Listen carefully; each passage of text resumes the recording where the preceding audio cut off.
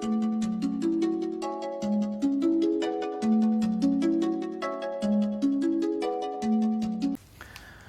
everyone, welcome back in Maths online class, Mathematics by Manish Singh. In this video, I will be explaining the new chapter of Mathematics, which is the ratio and proportion of class 7th. So students, this is only the introduction video. So let's start today's video. First, what is the chapter name? Ratio and proportions. You have also studied in a previous classes. Class 6, ratio and proportion. So students, maximum or many more students familiar with the ratio and proportion. Means you know how we can find the ratio and what is the ratio. So simply what is the chapter ratio? So ratio का मतलब होता क्या है? Ratio means just a comparison or compare. जब हम compare करते हैं ना किसी टू नंबर या फिर दो लोगों के बीच में या फिर दो चीजों के बीच में, हम कंपेयर कैसे करते थे अभी तक? या तो फिर सब्ट्रैक्शन से या डिवीजन से. अब हम कंपेयर करेंगे उन्हीं चीजों को बाय रेशियो. अब ये रेशियो से कैसे कंपेयर करते हैं इसको हम देखेंगे, इसको समझेंगे. Means keep in mind only ratio means comparison of the two unit और two things of which one is the same kind, जो एक ही तरह के हो. सबसे इंपॉर्टेंट चीज इसमें यह है, आप जब भी रेशियो करोगे तो रेशियो में चीजें क्या होनी चाहिए, वो सेम काइंड के होने. मतलब अगर आप कोई यूनिट है जैसे मीटर या सेंटीमीटर है तो या तो दोनों टर्म्स मीटर होने या फिर सेंटीमीटर होने चाहिए. तो चलिए हम लोग देखते हैं. Next is what is a ratio. Just definition here is, मैं आपको बता चुका हूं, ratio means comparison of the two unit और टू थिंग्स. हम कंपेयर करते हैं रेशियो में कि कौन, जैसे which one is a longer, which one is a shorter, which one is a smaller, which one is a bigger. So we can compare by the ratio. We can compare by the ratio, and which length is a big length and which one is a small length. So how we can compare? We can compare by the ratio. And so what is the ratio? And you have to write the definition. A ratio is comparison of two or more quantities of the same kind using division. Meaning ratio हम compare ही करते हैं, दो जो एक तरह से same हो उन्हीं को कंपेयर कर सकते हैं. हम अलग अलग नहीं कंपेयर कर सकते. जैसे आपके पास है कि आपको कंपेयर करना होगा, कैसे कंपेयर करोगे? सपोज करो कोई यहां ह्यूमन है और आपको कंपेयर करना है कि ह्यूमंस में कि कौन लॉन्गर. अब आप कंपेयर ह्यूमन और ब्रिज में कंपेयर तो कर नहीं पाओगे. This is impossible. So which one is a longer and which one is shorter. So we can not compare. हम कंपेयर करेंगे ह्यूमन के बीच में या फिर कोई थिंग हो कि चीजें हो उनके बीच में कंपेयर कर सकते हैं. किसी मतलब जैसे जो अनकाइंड हो, जो चीजें सेम नहीं हो, उनके बीच में हम कंपेयर नहीं कर सकते. अंडरस्टूड? तो आपको जब भी कंपेयर करना होगा आप उन्हीं चीजों के बीच में कंपेयर कर सकते हो जो एक जैसे हो, एक यूनिट में हो. आप उन्हीं चीजों के बारे में कंपेयर कर सकते हो. सपोज करो कि this is a Ram and this is a, कुछ भी ले लो, राम एंड श्याम. ठीक है. एंड व्हाट इज राम कितना लंबा कितना टॉलर है? राम सपोज करो राम टॉलर है 5 फीट एंड श्याम टॉलर है 6 फीट. अब देखो दोनों की यूनिट सेम ही है, फीट में ही है. अगर हम यहां सेंटीमीटर में करते तो वी कैन नॉट कंपेयर कैसे करते? उनको हम उसी यूनिट में लेकर आते. तो अब which one is a smaller and which one is a longer. अब which one is a taller and which one is a shorter. अब इसमें कौन सा बड़ा कौन छोटा है? अब देखो दिस इज 5, दिस 6 फीट. मतलब श्याम क्या है? ज्यादा लंबा है. तो इस तरह हम कंपेयर करते थे. या फिर सब्ट्रैक्ट करके, हाउ, तो कितना, तो श्याम कितना ज्यादा लंबा है राम से, या कितना ज्यादा, तो इसको सब्ट्रैक्ट करते थे तो क्या मिलता था आपको? 1 मिलता था. ओके. ऐसे ही कंपेयर करेंगे. But we can in this chapter we can compare by the ratio. And in the ratio how we can write and how we can read the ratio. So simply suppose that we have a two number A and B. So this is the very important reading and writing of the ratio. So how we can read? So how we can write A, then colon, this one, and then B. Okay? Look here. A, जो आप पहले pronounce करोगे, pronunciation जिसका भी word का चाहे वो name हो, जो चीजें आप पहले बोलोगे वो पहले राइट होंगे लेफ्ट साइड में कॉलन के, जैसे कॉलन, एंड कॉलन के लेफ्ट साइड में और कॉलन के राइट साइड में चीजें राइट होंगी, ठीक है, जो आप बाद में बोलोगे. अब इसके मतलब क्या हुआ इसका बता रहा हूं मैं अभी. ए, मैंने ए बोला तो ए क्या होगा, कॉलन के पहले होगा, और फिर बी बोला मैं, कॉलन के बाद बी होगा. कॉलन यूज किया. And how to read this one, A is to B. A is to B means this colon read as a is to. And how we can simplify, how we can solve the ratio. So first, if you have a questions in this form, means ratio form, so how we can solve any ratio, how we can compare any ratio. Firstly, we write as in a fraction form.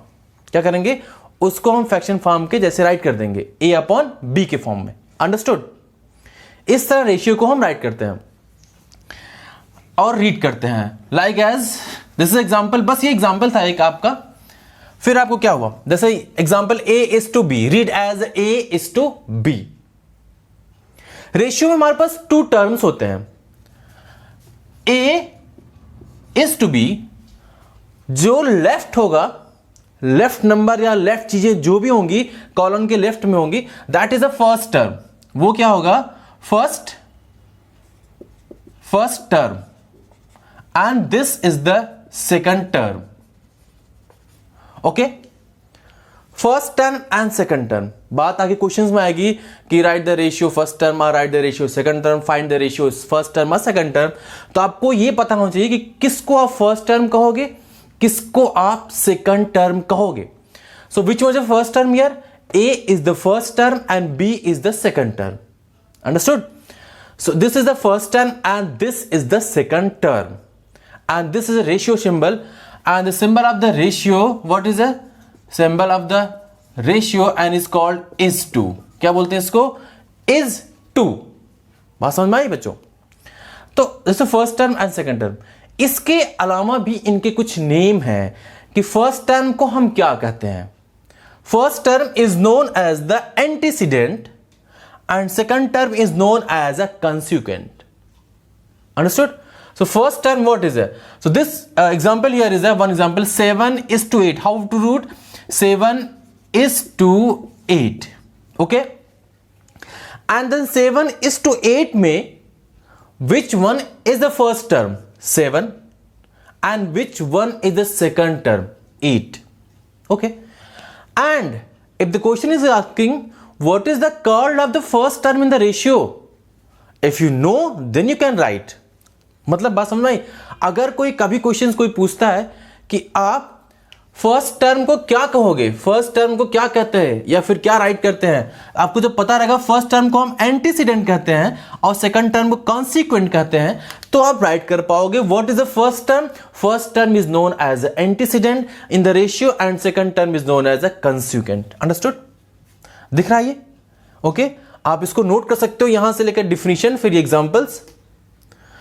So first term is known as an antecedent and second term is known as a consequent. Clear? Now next, अब हम solve कुछ questions की बात करें, example की बात करें, कैसे आप सॉल्व करो, कैसे कंपेयर करोगे आप. चलो ठीक है, अभी मैंने बता दिया आपको कि कंपेयर करना रेशियो को, मतलब आप जो दो चीजें कंपेयर करना, कैसे कंपेयर करोगे आप उसको, उन चीजों को. जैसे in the ratio, and one thing is the order is very important. What order? Ratio में order is very important. Order बहुत इंपॉर्टेंट. लाइक एज एग्जांपल ले लो, अगर मैं कहूं 2 is to 3, और आपसे क्वेश्चन पूछो इज क्या 3 is to 2 and 2 is to 3 are equal, क्या ये दोनों इक्वल हैं, इनकी वैल्यू इक्वल होगी रेशियो में? No, this are not equal, because यहां ऑर्डर चेंज हुआ है. 2 is the antecedent and in this number 3 is a consequent and here 3 is antecedent और 2 is a consequent हो गया. दोनों की वैल्यू, इनका आंसर चेंज हो जाएगा. तो ऑर्डर बहुत इंपॉर्टेंट है. जब भी क्वेश्चन आपसे कहा जाएगा कि write the ratio of 5:8, so how we can write 5:8? So we can write like as a 5:8. 5 is antecedent and 8 will be consequent. Understood?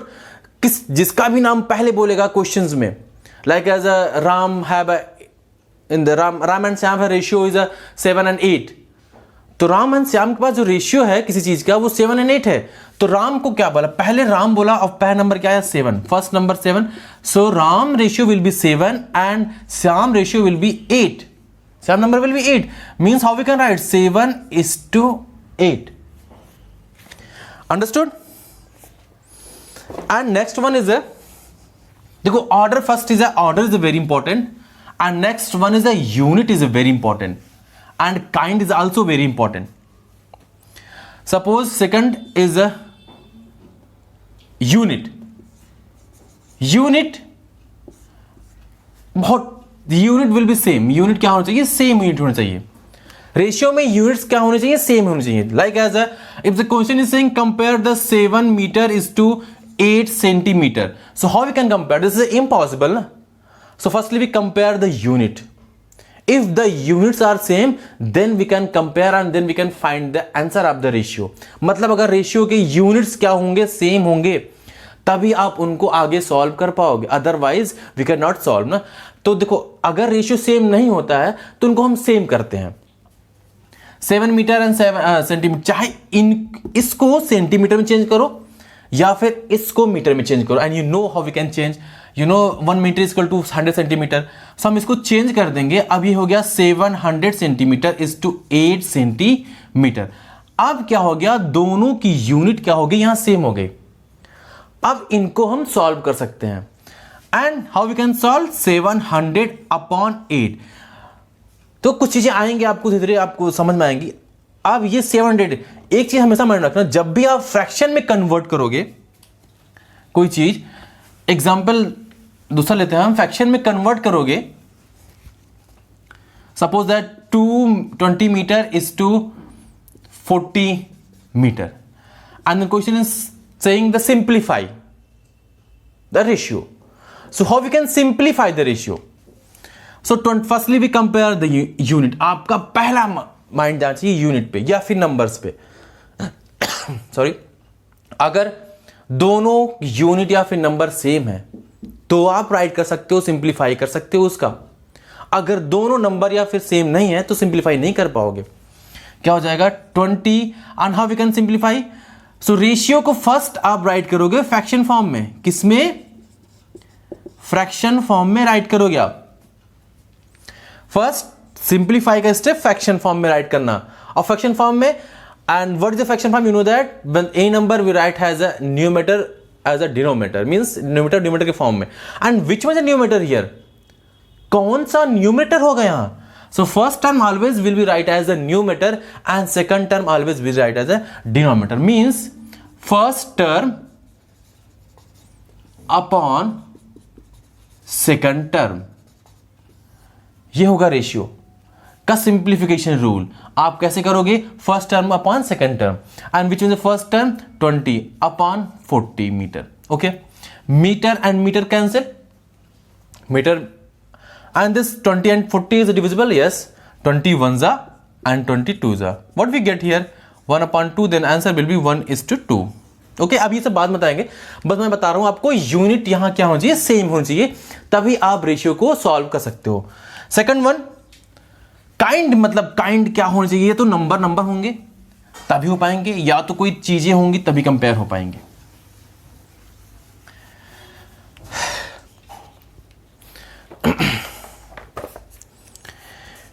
जैसे आपके पास कोई है ratio exist between the two quantity same kind. Ratio क्या करता है, दो same kind के बीच में एग्जिस्ट करता है, उसी को आप रेशियो फाइंड कर सकते हो और किसी चीज को रेशियो नहीं फाइंड कर सकते हो. अब रेशियो को सिंप्लीफाई करना कैसे हो करोगे, एग्जांपल देखो, किसी नंबर को सिंप्लीफाई करना होगा, जैसे 16 is to 12. This question is saying how to simplify this ratio. Firstly read करना सीखो. 16:12. Okay, is to 12. Which one is the first term? 16 is the first term and 12 is the second term. And first term known as the antecedent and second term known as the consequent. Understood? And how to solve, how to simplify ratio? Very easily. First write the terms in a which form? Fraction form. And which one is this?